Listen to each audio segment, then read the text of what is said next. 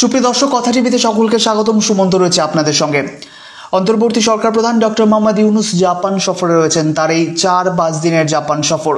কিন্তু ডক্টর মোহাম্মদ ইউনূস যে রাজনৈতিক প্রেক্ষাপটে তার এই জাপান সফর শুরু করেছিলেন, যে রাজনৈতিক প্রেক্ষাপট রেখে তার জাপান সফর শুরু হয়েছিল, নিশ্চিতভাবে জাপান থেকে ফিরে এসে বাংলাদেশের সেই রাজনৈতিক প্রেক্ষাপটকে তিনি আর পাবেন না। এক ভিন্ন রাজনৈতিক প্রেক্ষাপটের সম্মুখীন হতে চলেছেন ডক্টর মোহাম্মদ ইউনূস।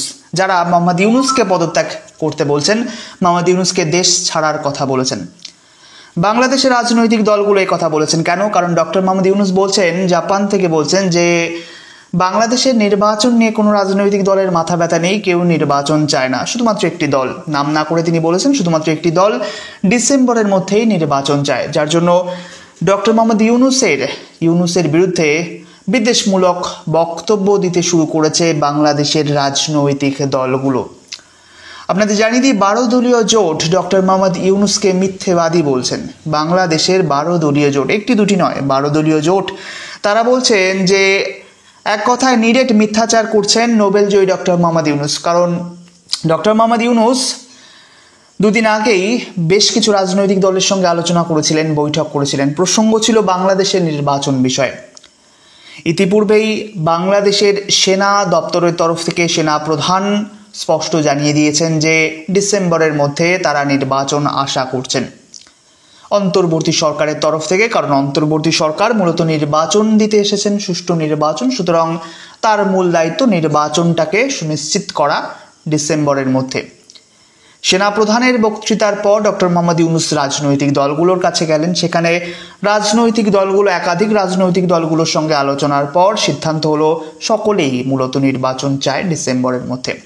সেক্ষেত্রে ডক্টর মোহাম্মদ ইউনূস কিভাবে বলতে পারলেন যে শুধুমাত্র একটি দল বাংলাদেশে নির্বাচন চায় ডিসেম্বরের মধ্যে? সেক্ষেত্রে আপনাদের জানিয়ে দিই, 12 দলীয় জোটের শীর্ষ নেতারা বলছেন নোবেলজয়ী ডক্টর মোহাম্মদ ইউনূস নিরেট মিথ্যাচার করছেন। মোহাম্মদ ইউনূসের সম্মান কি আর রইল? বলছেন যে কেবল একটি দলই নয়, দেশের সকল গণতন্ত্রপন্থী দলগুলো স্পষ্টভাবে গত 9 মাস ধরে ডিসেম্বরে নির্বাচনের আয়োজনের কথা বলে এসেছে।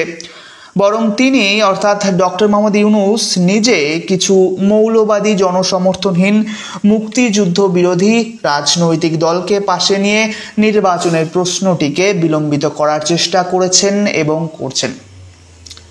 ডক্টর মোহাম্মদ ইউনূস কিছু মৌলবাদী জনসমর্থনহীন মুক্তিযুদ্ধ বিরোধী রাজনৈতিক দল, কাদেরকে উদ্দেশ্য করা হচ্ছে? উদ্দেশ্য করা হচ্ছে এনসিপিকে, যাদের নির্বাচনের জন্য নিবন্ধন এখনো পর্যন্ত, রাজনৈতিক দল হিসেবে নিবন্ধন এখনো পর্যন্ত করা হয়নি। এবং তাদের যে শীর্ষে যে দলটি রয়েছে অর্থাৎ জামাত, এই সমস্ত মৌলবাদী দলগুলোর, এই সমস্ত জনসমর্থনহীন দলগুলো, কারণ জামাতুল ইসলাম বর্তমানে অন্তর্বর্তী সরকারের আড়ালে ক্ষমতা দখল করে আছে। নির্বাচনে আসলে তারা ক্ষমতা দখল করতে পারবে না, নির্বাচনে জয়ী হতে পারবে না। তো এই সমস্ত মুক্তিযুদ্ধ বিরোধী, এবং জামায়াত যে নিশ্চিতভাবে মুক্তিযুদ্ধ বিরোধী তা রীতিমতো তাদের বক্তব্যে স্পষ্ট, এনসিপির বক্তব্যে স্পষ্ট।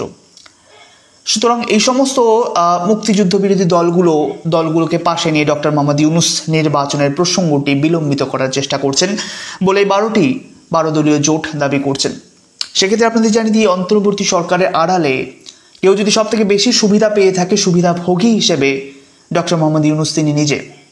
কারণ ডক্টর মোহাম্মদ ইউনূস ক্ষমতা হাতে নিয়ে একের পর এক মামলা, মোহাম্মদ ইউনূসের বিরুদ্ধে হওয়া একের পর এক মামলাকে নিষ্পত্তি করে নিয়েছেন।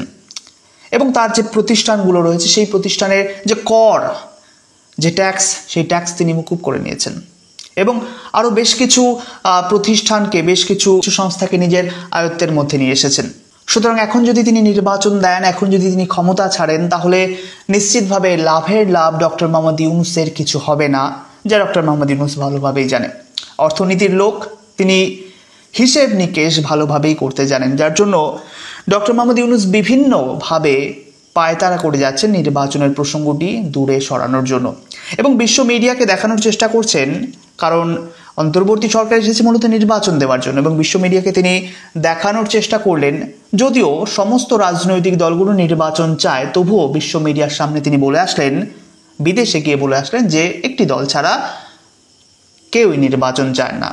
এর পেছনে আর একটা উদ্দেশ্য রয়েছে, যেখানে ডক্টর মোহাম্মদ ইউনূস চাইছেন যে বৈদেশিক চাপ থেকে মুক্ত হতে, যাতে বাইরের কোনো দেশ বা বাইরের থেকে, বাংলাদেশের বাইরে থেকে রাজনৈতিক চাপ সৃষ্টি না করা হয় অন্তর্বর্তী সরকারকে নির্বাচন প্রসঙ্গে, নির্বাচন দেওয়ার প্রসঙ্গে। কারণ বাংলাদেশের রাজনীতি এমনভাবে বিষয়টাকে উপস্থাপিত করলেন জাপানে গিয়ে যে শুধুমাত্র একটি রাজনৈতিক দল নির্বাচন চায়।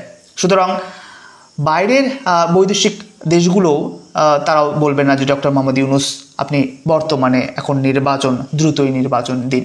মোহাম্মদ ইউনূসের উদ্দেশ্য এখানেই রয়েছে।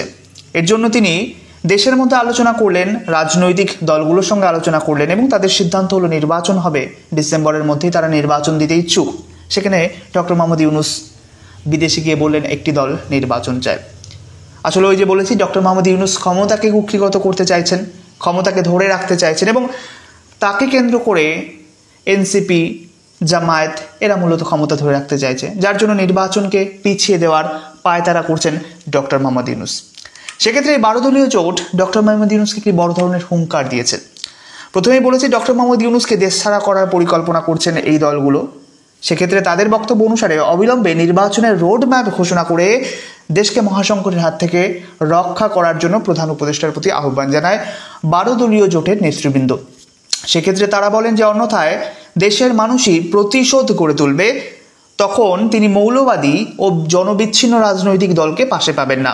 তার পরিণতি যেন আফগানিস্তানের পালিয়ে যাওয়া মোহাম্মদ আশরাফ গানি, মোহাম্মদ জায়ের মতো না হয়। অর্থাৎ ডক্টর মোহাম্মদ ইউনূসকেও পালিয়ে যেতে হবে, আফগানিস্তানের শাসকের মতো ডক্টর মোহাম্মদ ইউনূসকেও পালিয়ে যেতে হবে, দেশ ছাড়তে হবে, তল্পিতল্পা গুটিয়ে বাংলাদেশ থেকে বিদায় নিতে হবে যদি তিনি নির্বাচন না দেন। স্পষ্ট হুঁশিয়ারি, ডিসেম্বরের মধ্যে যদি তিনি নির্বাচন না দেন। এক্ষেত্রে আপনাদের আরও জানিয়ে দিই, বিএনপির তরফ থেকে বলা হয়েছে যে নির্বাচনের তারিখ ডক্টর মোহাম্মদ ইউনূস যদি না ঘোষণা করেন তাহলে আমরাই ঘোষণা করে দেব। অর্থাৎ স্পষ্ট বলা যেতে পারে বাংলাদেশ সেনাবাহিনী প্রথমে ডক্টর মোহাম্মদ ইউনূসের বিরুদ্ধে কথা বললেন, এবার বাংলাদেশের রাজনৈতিক দলগুলো ডক্টর মোহাম্মদ ইউনূসের বিরুদ্ধে কথা বলা শুরু করে দিয়েছে। সুতরাং প্রথমেই বললাম যে প্রেক্ষাপট নিয়ে ডক্টর মোহাম্মদ ইউনূস, যে প্রেক্ষাপটকে রেখে ডক্টর মোহাম্মদ ইউনূস বিদেশ সফর করলেন, জাপান সফর করলেন, ফিরে এসে সেই রাজনৈতিক প্রেক্ষাপট আর তিনি পাবেন না। আজকের মতো এই পর্যন্তই। দেখা হচ্ছে পরবর্তী প্রতিবেদনের সাথে। ধন্যবাদ ভিডিওটি দেখার জন্য।